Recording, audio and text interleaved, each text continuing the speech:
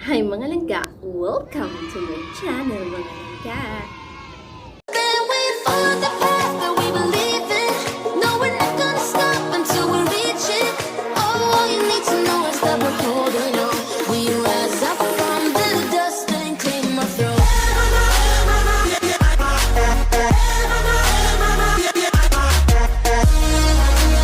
What's up mga langga? Ito na naman po ulit ang inyong katunay sa umaga vlogger sa gabi. Ngayon po ay wala po muna si Madam Langga kasi po pagod na pagod po si Madam Langga sa kanyang trabaho.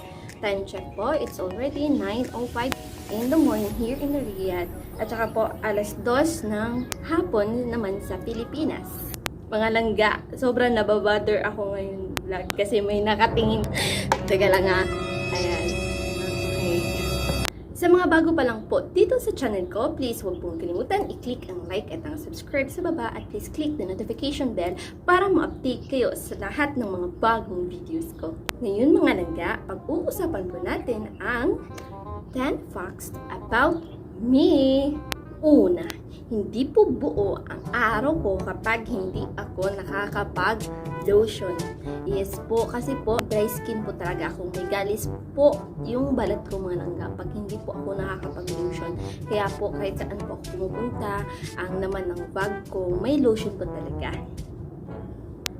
Pangalawa, mahilig po ako sa pop music at saka Disney song. Yes po, at tulad ng Dance Monkey. Can't you see I'm dancing my whole life? So let's say dance for me, dance for me, dance for me. Whoa, oh, oh. Pag Disney music naman po ay in at last I see the light and the fog as stars is lifted. Pangatlo, solid po akong magmahal. I don't give up easily. Bago po ako bumibitaw sa isang relasyon, naghahanap po muna po ako ng mga ways upang ma-save yung relationship namin. So, ganun po talaga yung ginagawa ko mga langga. Kasi sayang din naman yung napag-umpisahan yung dalawa tapos uwi lang po sa wala, diba? So, parang nakakapagod na po talagang mag-start all over again sa ibang taong mga langga na ganun lang. Kaya ang ginagawa ko, I find ways, parang video lang, gano'n mga langga. So, naghahanap ako ng paraan para ma-save yung relationship namin. Kahit nga noon, ginagago na ako harap-harapan, not just once, not just twice, but many times. So, gano'n talaga mga langga. Minsan masasabi natin, love is blind talaga mga langga. Pero, darating din talaga sa punto mga langga na magigising ka sa katotohanan na ay kahit anong gawin mong paraan, anong save mo sa relationship ninyo, kung hindi talaga kayo para sa isa't isa, gagawa talaga ng paraan si Lord upang magising ka sa katotohanan. Ganun mga langga. Pang-apat, pag ako nasaktan, masasaktan talaga langga. When I was 17 years old mga langga, so yung buhok ko, hanggang baywang talaga yan langga. Tapos, nag-cheat kasi yung ex ko noon mga langga. So, ang ginawa ko mga langga, straight yung buhok ko, bagong ribbon pa yun mga langga. Pinaputulan ko hanggang dito. So, yung pagkatapos pinutol mga langga, nilagay ko sa supot, tapos nilagay ko sa isang box, tapos ibinigay ko dun sa ex ko kasama yung mga pictures namin, ganun mga langga, mga tickets namin sa bus, ganun kasi iniipon ko noon, sayang din naman kasi yung mga memories. Tapos binigay ko yun sa kanya kasama yung putol kong buhok na mga langga. Pero na ibalik din yun kasi basta mga langga, ang mga kabataan natin, mga kapaliw-baliwan natin mga langga, no? Tapos yung last heartbreak ko mga langga, ang ginawa ko, nag-ear-piercing ako mga langga. So ako nang mano-mano na butasan yung tenga ko. Parang gusto kong i-satisfy yung sakit pa. Yung gusto kong ibuhos doon sa isang bagay pag ako nasaktan. Gusto kong ibuhos yung galit ko doon sa isang bagay. So not good kasi sa sarili ko pinunta yung galit mga langga. Alam niyo yung ginawa ko, binutas ko dito mga 3, tapos dito 3. Pero at the end of the day, na-realize ko, pangit pala sa babae na marami talagang hikaw, mga langga, no? So, hindi ko po tinolerate yung sarili ko. Nasaktan ko yung sarili ko kapag nasasaktan ako kasi hindi po maganda. So, what I do, ito po, nag-pray lang po ako para ako makamove on, mga langga, no? Nag-ask po ako ng guidance sa kanya. Tapos ito, na-discover ko po yung pag-vlog. Ayun, yung mga mali ko noon na hindi na talaga dapat gawin. Kung masaktan ka, huwag mong idamay yung sarili mo. Huwag mong saktan din yung sarili mo. Kasi ikaw din yung kawawa sa huli. Pray at saka marirealize mo din yung self-worth mo, mga langga. Marirealize mo yung self-love. So, ganun. Hindi ka na rin matakot mawala. Pang-lima, pag inayawan ako once, hindi na po ako uulit. Katulad po ng pwede pa utang, gano'n lang. So, pag sinabing, wala ako nung ganyan. Pwede sa susunod na araw. After, pag sa susunod na araw, wala pa rin mga langga. So, hindi na ako ulit. Hindi na ako mag-ask na any favor from her or from him. Kasi parang nakakahiya, mga langga. Yung parang ipagdidikitan mo yung sarili mo sa taong hindi ka gusto. Hugot. Pang-anim. Pag may utang ka sa akin, kapag siningil kita, hindi ka magbabayad sa akin. So, hindi na rin kita sisingilin ulit. Kasi mga langga, nakakahiya, diba? So, ako na yung mag-adjust, mga langga. Hindi nga kita sisingilin. Pero, hindi ka na makakaulit. Parang pag-ibig mo din. Katulad ng mga ex na, diba? So, dapat kung ex na, kung babalik, huwag mong tanggapin. Ganun, mga langga. Kasi, ex na, diba? Pang-pito. Nanghihina ako pag may naririnig ako mga negatibong bagay tungkol sa akin. Yes po, kaya po, naisipan ko talagang magpatato pag-uwi ko na dito sa balikat na stay strong. Kasi pag ganun kasi, minsan wala tayong matatakbuhan kaagad. Pag may naririnig akong negatibong bagay tungkol sa akin, ganun mga langga, parang bigla akong nadadown. Para akong naano ng mundo pag may naririnig ako ng mga negatibong bagay tungkol sa akin. But alam ko, pagsubok lang yun ni Lord sa akin, mga langga, na dapat kong i-embrace kasi lalong-lalong na dito sa pinasukan kong pagbablog kasi hindi rin talaga maiwasan may mag-chat sa'yo, may magbabash sa'yo, kahit hindi mo kilala, ibabash ka, mga langga.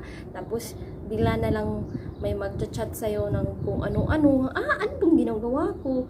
So, parang ganun, mga langga, na hindi mo talaga maiwasan. Sabi nga ni Kuya Jerry Uba, pag marami ng bunga yung mangga, marami nang gustong bumato nito. So, sa larangan talaga ng social media, mga langga, sa pag-vlog, sabi nga ng mga vloggers, doon ka sisikat sa mga bashers. So, parang kailangan mo talagang kainin yung mga sinasabi ng mga tao sa iyo, mga negatibong bagay na sinasabi sa iyo, mga langga. So, hindi po talaga madali ang pag-vlog, lalong-lalo na yung i-handle yung environment mo. Kasi package na po ito sa pinasukan kong trabaho. Pang-walo, pagkaibigan kita, mahal kita. Pag nakikita ko kung mahal ako ng kaibigan ko, shoutout ko yung mga kaibigan ko na hindi ko naman isa-isa. Pwede nila akong matatakbuhan kapag meron lang talaga akong mga langga. Hindi ako umaayaw. Pero pag wala, chika na lang tayo, mga langga. Kasi kadalasan talaga, wala talaga akong pera. So, mas marami akong chika, mga langga. Tapos, matataguan niyo ako ng sikreto, kung ano man yung sikreto sa buhay mo, hanggang sa kanununuan, mga langga. Hanggang sa maging abo na lang yung katawan natin. Nakatago pa rin yung sikreto, mga langga. Katulad nung kay Ate Elena, nasa accommodation namin, mga langga. Umuwi siya ng Davao. So, ako lang yung nakakaalam, mga langga, na umuwi siya ng Davao kasi sa agency namin bawal umuwi. So, hanggang sa nakauwi siya, mga langga, hindi ko talaga sinabi yun, mga langga. No, wala talagang nakakaalam. Pang-siyam. Pag nasasaktan din ako, mga langga, hindi lang naman tungkol sa pag-ibig, pag may problema ako, mga langga, umiinom po talaga ako. Kahit isang Red Horse lang. Kasi, mga langga, may times talaga, mga langga, 2 or 3 days, hindi talaga ako nakakatulog. That's why, ewan ko, bakit ganun? Pag nangyayari sa akin, 2 o 3 araw, hindi ako nakakatulog ng maayos. Talagang wala lang, lutang lang yung isip ko. Siguro, nag-o-overthink lang ako, mga langga. Bakit? Anong nangyari? Bakit ayaw na sa akin? Ganun, mga langga ba? Ginawa ko naman lahat para sa kanya. Tapos, bakit ganun? Dami kong katanungan. So, pag hindi ako makatulog, umiinom po ako ng Red Horse. Hanggang sa masanay na naman ulit yung katawan ko na kahit walang makatulog na rin ulit ako. Pang-10. Yung mama at anak ko, yung nagpapa-inspired sa akin. Sila po yung buhay ko. They are my everything. Sila po yung pinagkukunan ko ng lakas sa tuwing nanghihina ako. At saka lang naman din si Lord. Siya yung kausap ko kasi hindi naman lahat ng tao andyan para sa'yo, di ba? I mean, hindi lahat ng tao available. Pag may problema ka, ganun, mga langga. So, minsan, nag-iisa ako, umiiyak, ganun ako, nagpapay, umiiyak. Tapos, doon ko na pinaghuhugutan ng lakas din yung mama at saka anak ko, mga langga. So, kaya hanggang ngayon, nakatayo pa rin ako para sa kanila. Kasi, kapatid ko, puro lalaki, tapos may pamilya na. So, yung nalilingkon ko talaga mga langga, yung mga kaibigan ko, mga babae, sila na yung parang mga kapatid ko. Tsaka yung pinsan ko na si Ate May. Sabi ko talagang kahit hindi ko man kadugo yung mga kaibigan ko, na nabibilang ko lang sa kamay ko, andyan sila para sa akin. Always sa lahat ng problema ko. Malaking pasalamat ko ni Lord kasi binigyan niya ako ng mga kaibigan na totoo. Kahit konti lang, at least diba totoo. May matatakbuhan ako, mga langga. Even we are not sister by blood, but we are sisters by heart. Ayun mga langga, yun po yung 10 facts about me. At ako po ay bababa na kasi magtatrabaho na po ulit. Ako po ay mag-iiwan sa inyo ng mga katagang sa lahat ng aspeto sa ating buhay. Huwag kakalimutan ang pag-ibig sa sarili. Dahil kahit mawala man sa iyo ang lahat, iwan ka man ng taong mahal mo, andyan pa rin yung sarili mo na nagmamahal sa iyo ng totoo, dahil walang ibang magmamahal sa iyo ng totoo kundi ikaw mismo para sa sarili mo.